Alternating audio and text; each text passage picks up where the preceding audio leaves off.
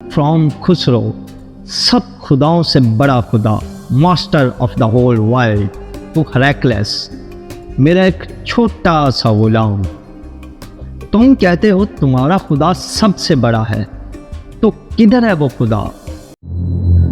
قرآن کی سب سے بڑی پریڈکشن میں سے ایک دا گریٹ رومن امپائر کے بارے میں تھی۔ جب سپر پاور رومن امپائر بالکل ختم ہونے والی تھی، اسی ٹائم قرآن نے کہا نہیں، جنگ رومن امپائر ہی جیتے گی۔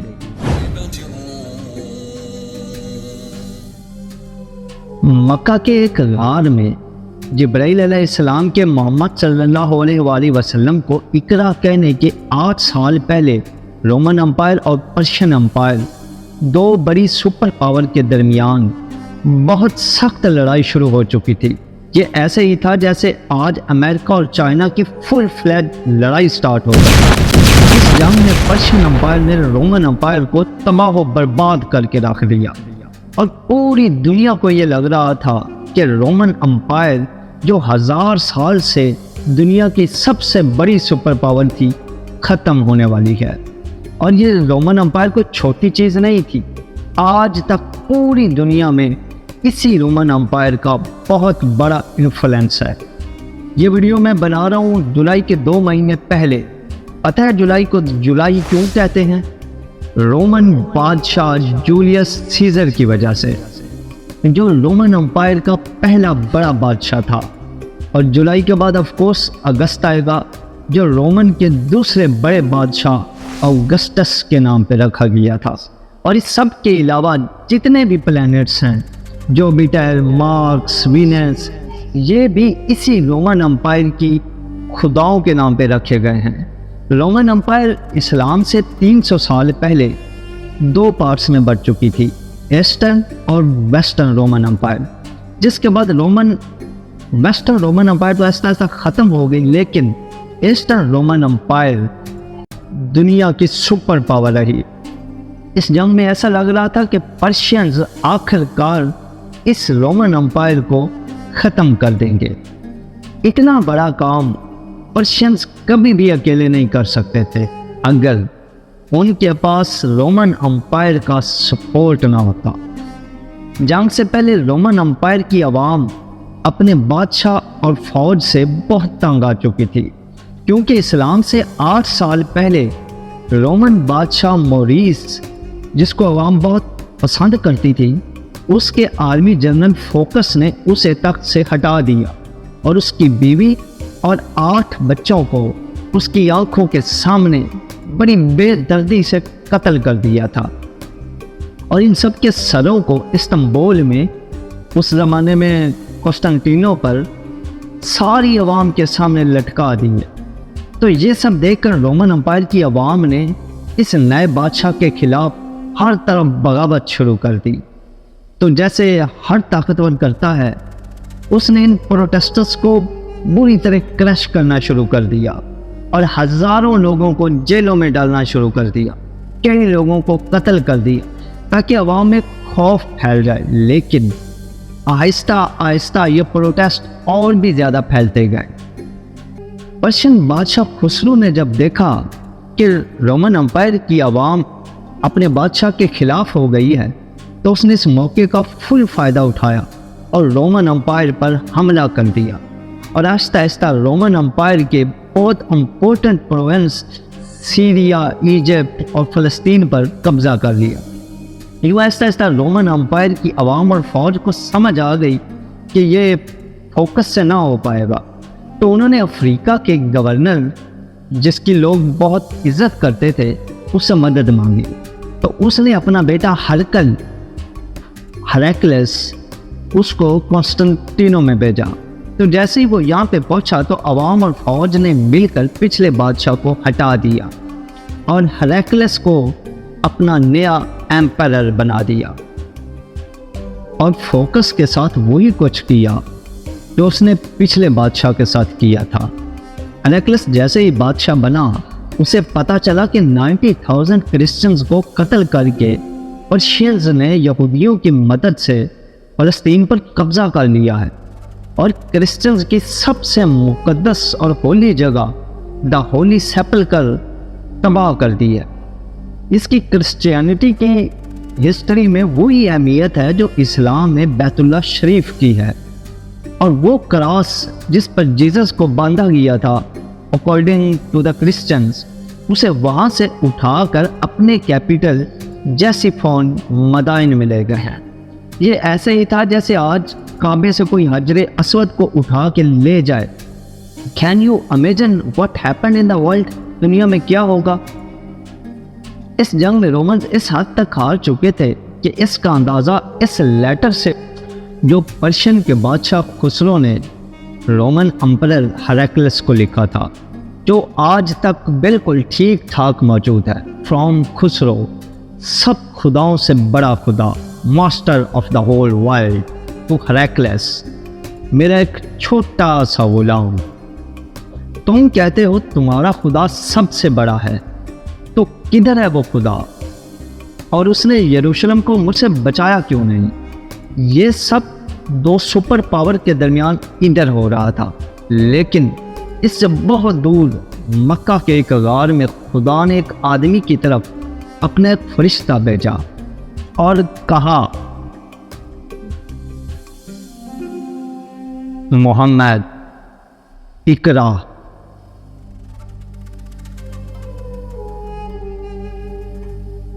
اسلام نے آتے ہی یہودیوں اور کرسچنز کے سارے پیغمبروں کو صحیح کہا،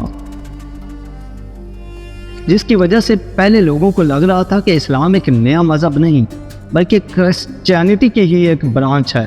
تو مکہ والے مسلمانوں کو تانے دینے لگے کہ جس طرح آگ کی عبادت کرنے والے پرشینز نے رومنز امپائر کو تباہ کر دیا ہے، اسی طرح ہم تم مسلمانوں کو تباہ کر دیں گے۔ اس ٹائم کرسچنز اور مسلمانوں کا ایک جیسا حال تھا، اور دونوں کا ان حالات سے نکلنا امپاسبل لگ رہا تھا۔ اتنے ٹینس اور سخت ٹائم میں اللہ نے قرآن مجید کی سورہ روم میں روم اور مسلمانوں دونوں کی کامیابی کی پریڈکشن کر دی۔ اللہ فرماتے ہیں کہ بسم اللہ الرحمن الرحیم غلبت پاس والے ملک میں رومنز ڈیفیٹ ہو چکے ہیں، لیکن اس ہار کے کچھ ہی سال بعد یہ دوبارہ کامیاب ہوں گے، اور وہ دن وہ ہوگا جب اللہ کی دی ہوئی فتح پر مسلمان خوشیاں منا رہے ہوں گے۔ ان آیات میں دو پریڈکشن کی گئی ہیں کہ آج تو رومنز ہار رہے ہیں، لیکن کچھ سالوں بعد رومنز دوبارہ کامیاب ہوں گے، اور اسی دن مسلمان بھی اپنی کامیابی کا جشن منا رہے ہوں گے۔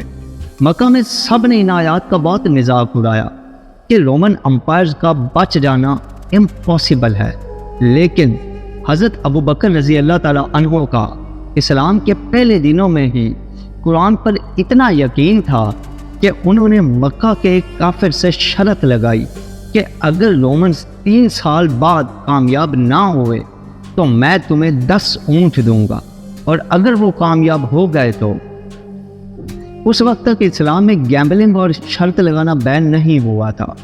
جب رسول اللہ صلی اللہ علیہ وسلم کو اس شرط کا پتہ چلا تو انہوں نے حضرت ابو بکر سے کہا، اس شرط میں 3 سال کا ٹائم بڑھا کر 10 سال کر دو، اور اونٹ 10 سے بڑھا کر 100 کر دو۔ اس کافر نے یہ ٹرم آسانی سے مان لی، کیونکہ رومنز کا جیتنا امپاسبل ہو چکا تھا۔ برٹش ہسٹورین ایڈم بورن، جس نے 6 والیومز کی ایک کتاب لکھی تھی، اس نے لکھا کہ قرآن کی اس پریڈکشن کا 7-8 سال بعد بھی پورا ہونے کا کوئی چانس نہیں لگ رہا تھا، کیونکہ پرشینز بالکل رومن امپائر کے کیپٹل قسطنطنیہ کے پاس پہنچ چکے تھے اور اسے چاروں طرف سے گھیر چکے تھے، بٹ قسطنطنیہ کو فتح کرنا امپاسبل تھا، اور اس واقعہ کے 900 سال بعد بھی قسطنطنیہ کو کوئی فتح نہ کر سکا۔ آخر اسے ایک آٹومن امپائر عثمانیہ سلطنت کے صرف 21 سال کے سلطان محمد نے کشتیاں پہاڑوں پر چڑھا کر اسے فتح کیا تھا۔ قسطنطنیہ پر جب ہر طرف سے گھیر لیا گیا تو ہیراکلس نے پرشین بادشاہ خسرو کو ایک خط لکھا اور اس سے بھیک مانگی کہ تم جو کہو گے ہم کریں گے، صرف ہمیں زندہ رہنے دو، لیکن خسرو نے کہا ایک شرط ہے، تمہیں کرسچینٹی چھوڑ کر ہمارے ریلیجن مطلب آپ کی عبادت کرنا پڑے گی۔ تو رومن امپائرر ہیراکلس اپنے اس دارالحکومت کو چھوڑ کر بلیک سی کی طرف سے پرشین امپائر کے ناردرن سائڈ پہ آ گیا، اور اسی ٹائم رسول اللہ صلی اللہ علیہ وآلہ وسلم بھی مکہ کو چھوڑ کر مدینہ کو ہجرت کر گئے۔ یہاں پر ہیراکلس نے پوپ سے مدد مانگی اور اسے کہا کہ پرشینز میرے خلاف نہیں بلکہ یہ کرسچینٹی کے خلاف ہیں۔ پوپ نے یورپ سے پیسے جمع کیے اور ہیراکلس کو بھیجے، جس پر ہیراکلس نے پرشین امپائر کی ناردرن سائڈ سے ایک سرپرائز اٹیک کیا اور ایک فل فورس کے ساتھ حملہ کر دیا۔ کیونکہ پرشین سارے قسطنطینیہ کو فتح کرنے کے چکر میں تھے، اس لیے ان کے اپنے دارالحکومت کا دفاع بڑا کمزور ہو چکا تھا، اور یہاں پہ ہیراکلس ایستا ایستا آگے بڑھتا گیا اور ایک سے بڑھ کے ایک سٹی فتح کرتا گیا، اور آخرکار وہ ان کے ایک ہولی سٹی میں پہنچا جو پرشینز کا مکہ تھا، جہاں سب سے بڑا آگ کا ٹیمپل تھا، جہاں کئی سالوں سے ایک آگ جل رہی تھی۔ تو ہیراکلس نے اپنا پورا بدلہ لیا اور اس سٹی کو اسی طرح سے تباہ کیا جس طرح انہوں نے یروشلم کو تباہ کیا تھا۔ اس واقعے کے بعد گیم کمپلیٹلی چینج ہونے لگی، اور یہ کئی سالوں بعد رومنز کی پہلی بڑی جیت تھی، اور یہ رومنز اپنی کھوئی ہوئی سلطنت دوبارہ حاصل کرنے لگے۔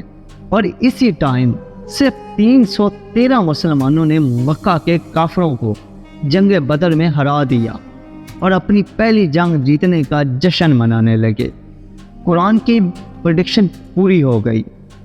ابو بکر رضی اللہ تعالیٰ عنہ نے جو شرط لگائی تھی وہ جیت گئے، اور مکہ کے اس بندے نے انہیں 100 اونٹ دیے، لیکن اس وقت اسلام میں گیمبلنگ اور شرط لگانا حرام ہو چکا تھا۔ تو رسول اللہ صلی اللہ علیہ وسلم نے کہا کہ یہ 100 کے 100 اونٹ غریبوں میں بانٹ دیے جائیں۔ ہیراکلس آگے بڑھتا گیا اور آخرکار پرشیا کے کیپٹل مدائن تک پہنچ گیا اور اسے چاروں طرف سے گھیر لیا۔ پرشینز کو جب کوئی اور امید نظر نہیں آئی تو خسرو کے بیٹے نے اپنے باپ اور اپنے 18 بھائیوں کے سر قلم کر کے رومن امپائر کے سامنے پیش کیے اور سرنڈر کر دیا۔ اس جنگ میں رومن امپائر کا جتنا نقصان ہوا تھا وہ سارے پیسے دولت واپس کرنے کا وعدہ کر کے اپنی ساری فوج کو رومن امپائر سے واپس بلا لیا۔ مطلب پرشین امپائر بہت ہی بری طرح ہار گئی۔